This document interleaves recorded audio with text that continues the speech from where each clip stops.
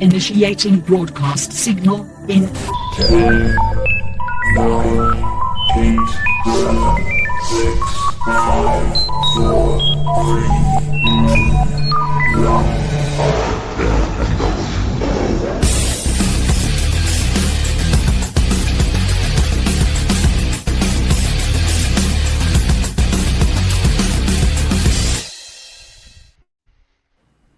Ladies, gentlemen, and knights of the Nerd World Order, this is the Nerd World Order broadcast. I am the man that you call Dukes, and to my right, it's all about the... Booyah, what's up? It's your boy Joe, baby. And to my other right, weighing in 178 adamantium filled pounds coming straight out of Krakoa, Alfonso X-Man Flores.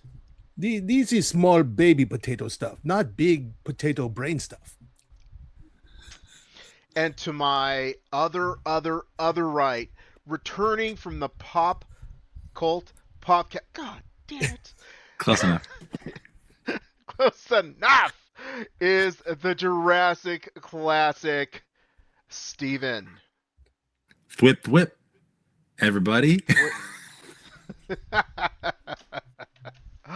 Dude, it's so good to have you back, Steven. Thanks for coming on the podcast.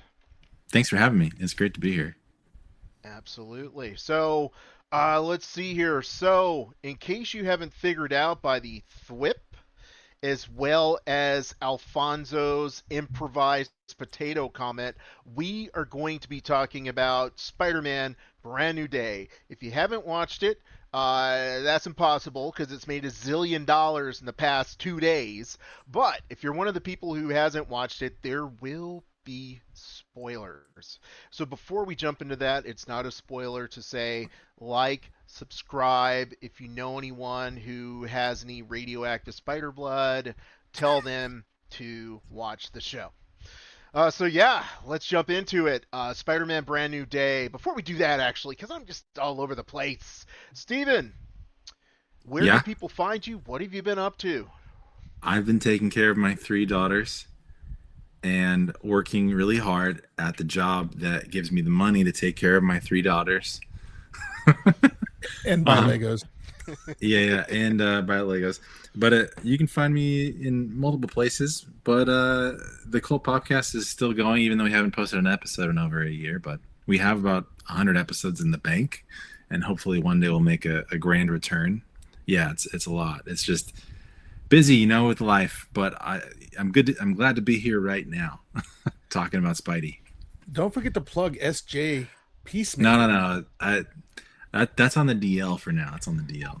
Only a select few know about it. One day I'll announce that. So since we're exposing Steven's secrets, don't you have rabbits too? Yeah, I do have one rabbit left. He's hanging out in the backyard right now. Cool. His name is Midnight. Yeah, do you want him? You can have my rabbit.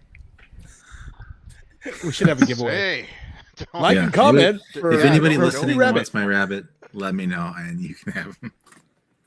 Dude, like seriously, as soon as this podcast is off, I'm like, Steven said we own a rabbit now. That's what I'm going to tell my wife because I love rabbits. That rabbit will eat your dog. Probably. He's great. He's the nicest rabbit I ever had. Is he? He's a nice little sweet rabbit. rabbit. Really nice. Even better. Yeah. I'm gonna clip this and like send it to my wife like as a looping clip. Nicest rabbit ever. So let's talk about Spider-Man Brand New Day. I'll tell you guys what my level of anticipation was going into this.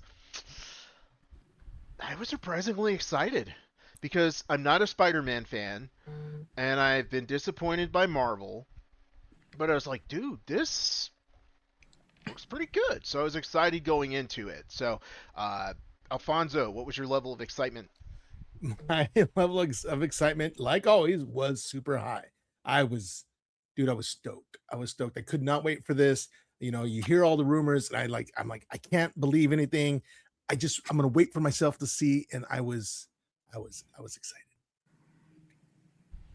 Joe, level of excitement. Same as all Spider-Man movies. I know it's going to be good. It's just the question, is it going to be better than the last one? because the last one's tough because it brings all 3 generations of Spider-Man into it. And so the only thing I was thinking, I know it's going to be good, but is it going to be better than that? Which we'll jump into and talk about in just a moment. Steven, level of excitement. I was hyped. I tried to spoil myself and everything so that I could like be okay emotionally while watching the film. But I was a lot like Joe. I was like, I didn't know exactly where it would sit for me until I saw it. If it was going to be better than No Way Home or Tobey's Spider-Man 2. I was, but I was hyped going into it. But I was also scared. I was hesitant. Wow. Okay. Definitely think all four of us, I can count. All four of us definitely had some high anticipation. That's pretty cool. So I'm going to open it up to you guys because I'll just say, quite literally, like, there's just so much to talk about with this movie.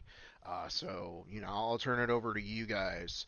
What would you say was like the most important thing for you that came out of this movie, Alfonso? The most important thing for me, the X-Man, Alfonso, Jean friggin' Grey, dude. So like, I was like, it can't be Jean. There's no possible way. It's gonna be like Mysterio's daughter, sister, former roommate or something. Somebody who came upon some powers. And I'm like, I'm talking to everybody. I'm like, yeah, they say it's gonna be Jean, but it's like, she's like, let's see if I can get to MJ before you. And I'm like, that's not Jean Grey. She's not malicious and evil like that. And when it came down to it, she's not really evil. She just had something that she had to do. And it was just like, it was so well done. They start off with her and her telepathy, and she, develops her telekinesis, and so powerful, man. And I am super stoked for what's to come for young Sadie Sink. Okay. Yeah, I would say my takeaway, the thing that I got from this was, man, here comes the buzzkill. I feel like I just feel like they tried to cram a lot of stuff in for later. It was a good movie, but they didn't need all the extra, including Jean Grey. But my takeaway was, I love this movie. I love Peter Parker. Yeah, I love Peter Parker. I love this movie. It was bloated and didn't need all that stuff. Steven, what was your biggest takeaway?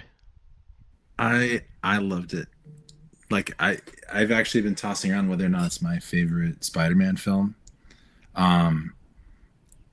For a number of reasons. I thought it was the most comic book accurate version of a live action Spider-Man that we've seen so far. In the sense of like, it felt like I was watching the comic books, like what I have read of Spider-Man and comic books come to life, in a way I haven't seen before. And honestly, to be an antithesis to what you just said, I liked that he was interacting with the Hulk and the Punisher and Jean Grey, because it felt like I'm watching Peter run around interacting and ping-ponging and trying to manage all of the stuff he's got going on, which is got this bittersweet irony, I think, because of how lonely he is throughout the film, which is a huge core of what makes Peter Parker, and having to survive his loneliness while also accepting the fact that he can be Spider-Man and Peter Parker. And I thought it laid all the cards on the table in a way I've never seen. Like, we saw aspects of that in, I think, Spider-Man 2, and a little bit of taste of that in No Way Home, of how lonely Peter Parker can be, and he just gets put through the ringer. But this was on another level of taking Peter Parker to a lonely place and a really sad, kind of depressing existence, where he's almost like living vicariously through his persona of Spider-Man. And the whole lesson for the film is him coming to a place where he can actually accept the Peter Parker version of him, and that person deserves a little bit of love as well. And I it's the acceptance of self, and It's something I think all adults have to go through. Like at some point, you got to love yourself and not just like constantly put yourself through the ringer. So I personally connected with it as an adult, and it also connected with like the child inside of me who loves the character of Spider-Man and Peter Parker. So I just emotionally I connected with it, and all the fluff that you were talking about I just loved because it just felt like I'm watching the comic book come to life, and I loved that aspect of it as well. So I'm a big believer in Destin Daniel Cretton. So after Wonder Man, I liked Wonder Man. So I'll say this: I love Punisher. That Mhm. wasn't like that didn't feel like the Punisher. Like I Yeah. felt like it was Punisher light. yeah, I love totally. Punisher. Yeah, but yeah. So everything you're saying is as much as I feel like there were to me a lot of flaws. Everything you're saying is dead on. I'm like, dude, Mhm. like, yeah, just phenomenal movie. It's funny where you rank it, and I understand why. And I look at it from a different perspective. I'm like, what movie gave me all the feels, right? And for me, that was No Way Home. But Mhm. when you bring it down to like, this is a comic book movie, but it's also a sort of an understanding of Peter Parker as a character. No other movie's done this. And it's funny that you say that because until you said that, like, I didn't really catch that. So that's awesome. Now, Yeah, Joe. I mean, I haven't seen it like that before. Yeah, Joe, Yeah, what do you think? definitely. That's what she said. I mean, I got a few takeaways from that, bro. I knew that was. I knew she was Jean Grey, bro. Like they try to like I knew, bro. They trying to like fake it where the body was jumping and they moved like this, bro. Like, dude, she had red hair. You knew she was gonna be Jean Grey, bro. She couldn't be anything else. I already knew she was Jean Grey, so I was happy to see that. The one thing I do know was I don't know, a girl can read a whole page letter dedicating everything that you love about her, and she still doesn't remember you. But a handshake with your bro, he's like, Peter, I'll tell you that. That's why they say bros for life, little homies, because homeboy remembered real quick, but a letter didn't. That's what I'm saying. Now to Steven's point, dude, I can see that, bro. Because like, if you take the last Spider-Man, the last half hour, I would say, is what makes it like, dang, this is really a good movie, right? Because you got all three of them together finally, right at the end. Where I feel this movie was good from the beginning to the end. Like to your point, Steven, it was jumping, it was Punisher in there. They fixed a few things. They finally fixed, like Peter is lost without kind of like a mentor figure, and even though Punisher kills people and stuff, he's kind of like a brotherly mentor, which he lost with Iron Man, right? So that kind of fixes that. You bring Hulk back to the regular Hulk where he's freaking 8 feet tall, bro. Like he's just about time, dude. I'm glad they fixed that. The hand was in there. The way they did the hand was nice in there. The way they were fighting, just the overall feel. You could tell the fight choreography was a lot better because it was under Jackie Chan's team. And I think that's probably why I liked it a lot, because they helped choreograph all that stuff. Yelena was brilliant in there. I don't know if you know her screen name is Macaroni Fiend, which is dope. It's a throwback from like, Hawkeye. I think, like there's a lot of debates on whether or not she is the best Black Widow, which I think people are nostalgic. People forget about how good Scarlet Witch was, or not Scarlet Witch, Scarlett Johansson was, because she was so good at that role that she's been gone for such a long time. Yelena is good in her own right. So it's the fact that they use this movie for him to not struggle, to your point, Steven, of am I Peter, am I Spider-Man, to now he's like, I'm both. And so that's the development all through those movies where it finally got to that point where he says, I'm just both, and we're gonna do it this way. I still like my favorite dude, Black Cat, man. I want Spider-Man to be the Black Cat dude. When I used to read Spider-Man, that was my favorite relationship that Spider-Man had with them. I know people they love MJ, they love Gwen. I was always a fan of Black Cat. What's Can your I speak on attraction that to real- Black Cat there, Joe? The white hair, the mask. I guess kind of like Catwoman. Is there anything else? Catwoman. Oh yeah, bro. She was very Yeah, defined. And I think Yeah. just because Def- she was kind of like a villainess, you know what I mean, and it was just the attraction of Yeah, like for sure. they're meeting on rooftops, and it was Taboo. like where She's he a good, fights like, crime, anti-hero, she's kinda. doing crime. Yeah, Yeah, kind of like Deadpool or something, like kind of like an anti-hero, type thing. She's Right. good. She's a good character. All right, Dude, all right. I think I just learned more about Joe than I ever wanted to. I'm like, wow. So Joe so Joe I- likes bad girls? Oh. what? Daddies. So wait. As to what Joe was saying, it's like, at the end, Ned was able to, shake the hand and figure everything out.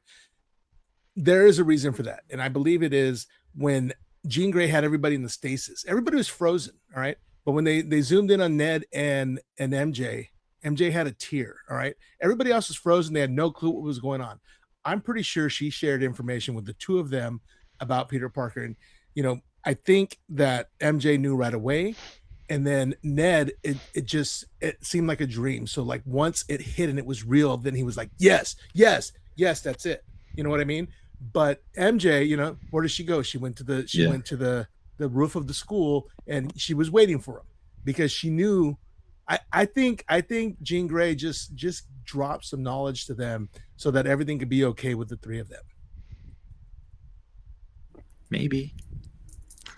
Yeah. I think I have this personal theory that I haven't seen online yet.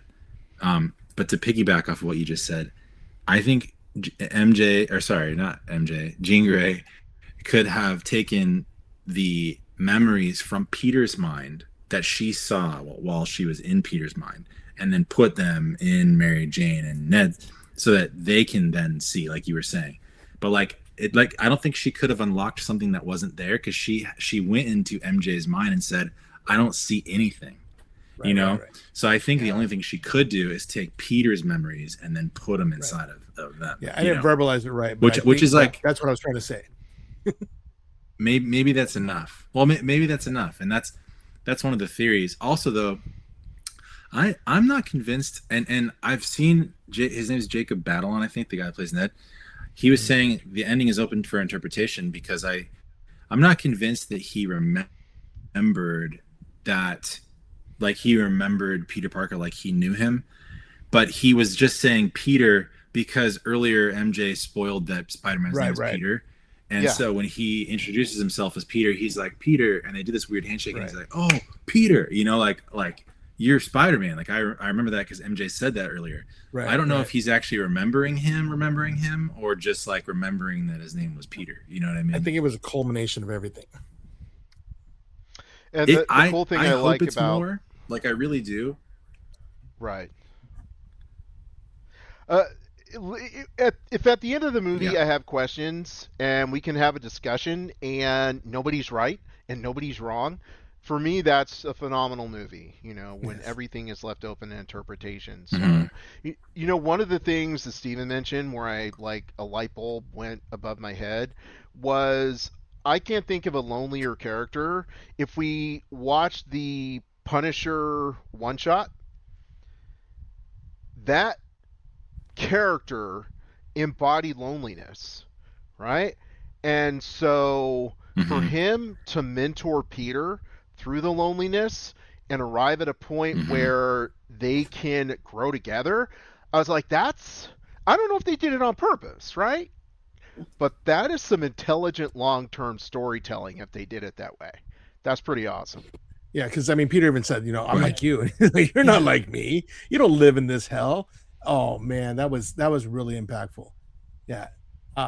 And you, like Steven said earlier, he's like, you think I want to be doing this? Like, yeah. I would much rather have somebody who loved me and I love, But yeah, the first few movies that they had, it was all about Peter, his relationships, his support system, everything he did. And I never thought of it. You're right. The comic book is more about the loneliness. And when they showed that, I was just like, because you knew what it was like, it really drew at the heartstrings. And it just like, oh man, that messed me up. I'm like, I felt so bad for him. It's like the empathy. I love it when a movie can distill emotion into you. And it did so well. Yeah, he's still lonely, but you got to look at it this way. He also, low-key kind of created the Sentinels. You know, because that thing wasn't the story. So you go, The so same like thing. he did that, but also, what I kind of like that Marvel's doing different from comics is they're making it seem that Peter is actually a mutant now because his DNA is changing. Because like Jean Grey was like, "You're just like me," right? They'll Yeah. never accept you, and so like his whole DNA changing and stuff. Like it's kind of cool. They're saying that because mutant, right? Is the DNA getting changed, right? Getting altered, right? You're a new, isn't it a new version, right? Of a human species, right? It's not. Mutation and mutants are different X things. gene. It's Yeah, an X they, gene, they right? have to be born with it. Like Lady Gaga. Maybe it's Maybelline. She was born Lady this Gaga way. and Maybelline. No, in no. one. So it's stupid. Yeah. I don't really like the way they explain it. The mutants are they're born with the power, and then everybody else who gains power is different. They're mutated. You Yeah, have they're mutated mutates. Spider-Man. Mutates Yes. and mutants. It's like no, they're still mutants. It's just they're not born Yeah, with that's the my power. take. That's my And, take. and the way it's like the prejudice is hilarious. It's like, oh no, you were born that way. I'm sorry. Oh, but you got bit by radioactive spiders. You're a good guy. Come on. How's it go, Joe? Come Yeah, on, man. yeah, come on, because at the end of the day, the DNA's changed. Right. It's altered. Yeah. That was one of the biggest problems for me in the movie is the lack of explanation of what was going on with his mutation. Because in the 90s Spider-Man show, like we're getting X-Men 97, but the Spider-Man version where he interacts with the X-Men of 97, he's doing like Man Spider and he's turning into a big giant spider and he's seeking the X-Men for help. So I think this was their spin on that. But also right before the Brand New Day comic, there was the One More Day comic. And the One More Day comic came out of after the first Civil War, not Civil War II, that happened later in the comics. But I know these comics really well because this was like my era of reading like heavily. He had a rebirth right before Civil War, and Tony gave him the Iron Spider suit to compensate for his like mutation powers. In addition to the stuff he got in the movie, he also got these like spider spikes that jetted out and he could like stab people with poison. He got the like cloaking kind of invisibility thing that Miles Morales has. He also got one other thing I can't remember. But like in this movie, he just got heightened senses and like organic webs. Oh, he got organic webs in the comic book too. But like they didn't really like touch on more than like his eyes going dark and him getting organic webbing. It should have been something that was like a little bit more terminal, or like something that could have actually hurt him in a way, or like actually turning into maybe he grows the extra like human arms for a second, and then like Banner had to like come and like reverse him back or something. But in the end, they didn't even do anything. He just kind of like accepts that part of him, and then the movie just ends. You never find out like what was that about. Like there was nothing there, and that was like one of my biggest gripes. I was like they didn't show anything about that mutation or like what the repercussions of that were. It was just strange, I thought. So I was online doing online stuff, and I guess there's about 30 minutes that they cut out of the movie where they do show a lot more of the mutation. Now they don't explain it, but there's a lot more of the mutation, and they took it out because they didn't want to scare the kids. So like, yes, he did, have the additional arms, and it was a lot more horrific as far as the mutation goes. But they took all that out because kids. Which, by the way, I say thank you, because that kept it at 2.5 hours. 3 hours, I would have had to go run to the bathroom. So yeah. Barely made it. Dude, Yeah. it's so funny. So of course, it's like they cut that out because it's horrific, but everything that the Punisher says, I'm looking at my son like, oh boy, earmuffs. But this is the first movie where Nate was just like, he's talking shit. I'm sorry, he was funny, dude. The things, his comments, and I'm like, it's like sitting here with me. I think if they added the mutate that extra half hour, bro, like I think it would be too much, and I think there's too much going on within the movie to have that. And so for me personally, I was Yeah. okay with whatever little they did have with the mutation, and it fixed it. You know, the ultimate goal is just to get him to say that, you know, I'm both. Right? I'm not Yeah. one more than the other. You know, and I think they got to it kind of like fast, but I'm okay with it because I think there's too much stuff going on. I did like the 4-year time skip, right? What do you guys think about this theory? I heard this theory is pretty good, dude. Is like MJ does remember even before, and I think you could make if you're trying to detour Peter from chasing you. Why wouldn't you go like this? MJ doesn't remember anything about you. Why wouldn't you say something like that, right? Just to get him to think not coming after you anymore because she knows that's going to make you struggle and think about that more than trying to pursue her, right? It's like gaslighting him almost, you know. But Mm. but yeah, dude, like, you know, and Peter is kind of like the bigger fool in the relationship if you think about it, right? You both make a promise, right? I'll come find you, and you know, MJ says I won't forget you, right? One could say that she actually still remembers and she's making him suffer because that's what women do nowadays is just make you suffer. Oh, you said you promised me? I'm gonna make you pay. Punisher style. Oh, the Punisher's like, I see why you like her. That's an interesting theory. To me, that theory requires a lot of leaps. But I mean, we all got theories. You know Yeah. what I'm saying? Like theories is theories. That's just not one I can get behind. Yeah, I have jokes I can't say involving punishment and yeah, whatever. So yeah, dude. I mean, overall, I just feel like okay. I was okay with Punisher. I was okay with Hulk. Jean Grey was completely unnecessary. That was supposed to be Mr. Negative. You will never convince me it wasn't supposed to be Mr. Negative in the original Mm. script. And there was no Mm. reason other than an action scene to have the hand in that movie. And the way they put the hand in that movie was the laziest of writing that I have seen in years, my dude. You didn't even mention Yelena, man. No, she was forced to. She's forced to. I love Yelena. She's just got the most personality, and I didn't care for her. Oh, the smell of potatoes. No, I don't care. And then I have to get in the sauna with you, right? And I mean, okay, come on. Okay, I'm a guy, right? So I admit it. Like, you know, I'm wearing my I'm wearing my skivvies, so to speak, you know, because I want to sound like I'm 80. But you know, like I might have had to get in the water. Well, I guess he did get in the water with his He hand did. over his. Yeah. Yeah, okay. So good job, Peter. That's what I would have So- had to do too. here's one gripe for me about this movie. His mask looked totally CGI at the neck. I'm like, they couldn't have just had a mask on him. Like it was moving wrong. It was cold and dead. It was just like it was such an eyesore. I couldn't take my eyes off of it. Camera back. You know on the it. reason why I'm okay Yeah, I with that noticed that. scene I noticed that too. is Yelena's there. She makes him feel uncomfortable. Take off your things. Get in the pool. And if you notice, his feet went up.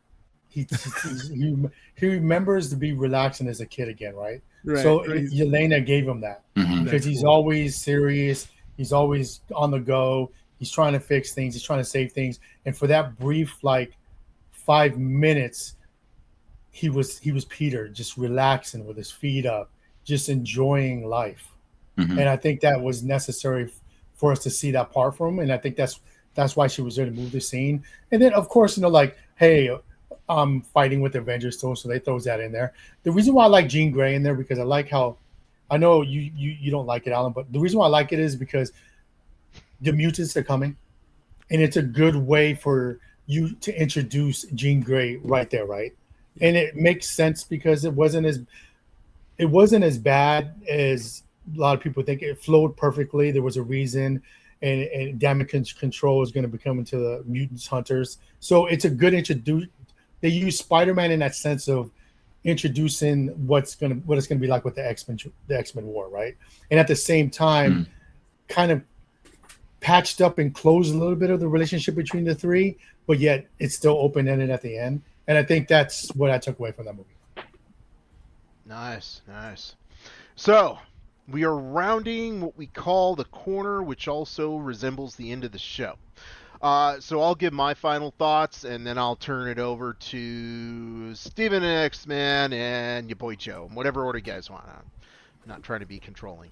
So, if I had to rank this movie amongst the Spider-Man movies, I'm going to say it's number 3.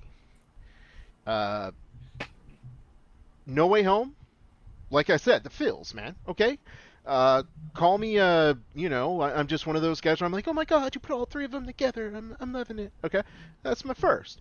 Second, which is actually the best, is going to be Spider-Man 2 with Tobey Maguire. That's just, come on, my dude. There's nothing better. But this movie, everything about it, like, I love the Punisher. I love the Hulk. Like, phenomenal. I love the character development of Peter Parker. Everything about this movie was great. Anything that I have would just be like, that's not the way I would have done it, but we can't all be me, because then people would just be walking around complaining all the time about little stuff. So, yes. Yeah, absolutely. I would say watch this movie, recommend it. It was a great movie. I'll go next. So, real quick, Jean Grey does have a sister named Sarah. Sarah did not have any powers. Sarah was killed by the Phalanx, and her children were raised by, because Jean had a niece and nephew, they were raised by the grandparents who were killed by Shi'ar enforcers. So, Jean Grey's family's dead, and she's pretty well adjusted. I'm just saying that right now. Is that your final thought, Alfonso? Is No, that it's I had to clear it. it's The like whole you Sarah go thing to the- pissed me off. It's And I'm like like, the ice cream man's going by, and your mom's like, "Here's $1, Alfonso. Go get something." And you come back with, Sarah's not a mutant. She didn't have any powers. Jean Grey's family did not leave her. She wasn't an orphan. Oh, and there was a rogue appearance. Did you see her on the bus with the hair and the stripe? Yeah. Alfonso. Here's a funny thing, Alf. You're going to be hating the mutants, bro. Because if you're complaining about this little thing, bro, it's going to get worse for you, bro. You have to understand, Marvel is not going to take everything. Oh, I know. They're going to take what they want from the comics. And if you're upset about Jean Grey's sister, and when I seen that, I was like, I know I was going to have an issue with that one because she doesn't have powers. But you know what though? That's just the coming of things when the X-Men come out, because there's going to be a lot of stuff that you're going to dislike. This Spider-Man movie, I thought it was really good. It's tough, man, because it's still fresh in my mind. But I know if I go watch Spider-Man 2, it's going to be like, man, how good was Spider-Man 2, right? And same thing is Far From Home. So I would recommend this movie. The one that I don't want Tobey Maguire to be the older Spider-Man that teaches Miles Morales. I want Andrew Garfield. You guys can fight me, and Tobey Maguire is going to die in Secret Wars. Steven, what do you got for us? I really like this movie. I think for me, it might be number 1. It might be number 2. I didn't think anything could top No Way Home until I saw this. And even for No Way Home, it was still right beneath Spider-Man 2. So I have to. I've been sitting with it for almost a week now, and I'm still like Spider-Man 2, Brand New Day. I don't know. But I will say, coming out of this movie, I think I might be more excited for the Peter and Ned relationship over the Peter and MJ relationship at this point. Like when seeing that handshake at the end and having Peter choose to not be alone anymore, I was like, yeah, man, we just need friends, So I liked it for that reason, and I liked being here with you all today. So that's what I got. Awesome. Thank you, Steven, so much for coming on, man. It's it's always a cliche to say it's been a pleasure, but it's like, for myself, it's like, dude, I forgot how awesome Steven is. Like, just having him on, dude. It's just, thank you so much for being on, dude. Hey, you're very, very welcome. I'm really happy to be here, honestly. Glad it worked out. And this concludes this episode of the Nerd World Order broadcast. So until next time, ladies, gentlemen, knights of the Nerd World Order, mutants and mutates, I am NWO. We are NWO. Nerds redefined. Booyah!